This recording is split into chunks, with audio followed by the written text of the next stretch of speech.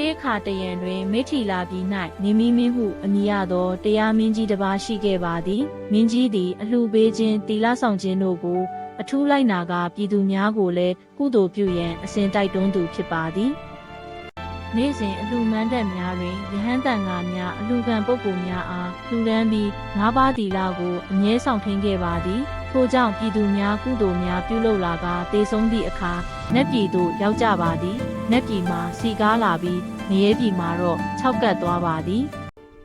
တနေ့တွင်နေမိမင်းသည်အလှနှင့်တီလာထဲမှဘယ်ဟာပိုအကျိုးကြီးသနည်းဟုစဉ်းစားရာတီကြားမင်းဆင်းသက်လာ၍တီလာဆောင်ခြင်းသည်ပို၍အကျိုးကြီးပါသည်ဟုပြောခဲ့ပါသည်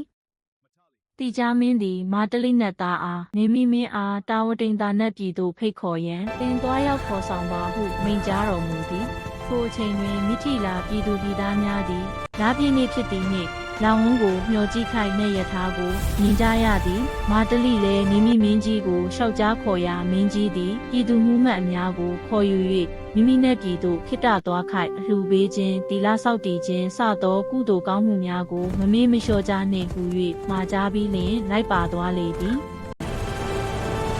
ထို့နောက်မာတလိနတ်သားကနတ်ယထာဖြင့်မိမိမင်းကိုငရဲဘုံနှင့်နတ်ဘုံတို့သို့လှည့်လည်ပြသခဲ့ပါသည်ငရဲဘုံတွင်ဒုက္ခကြီးစွာခံစားရမှုများကိုမြင်တွေ့ပြီးနတ်ဘုံတွင်ကုသိုလ်အကျိုးကြောင့်ရရှိသောဒုက္ခကိုမြင်တွေ့ခဲ့ပါသည်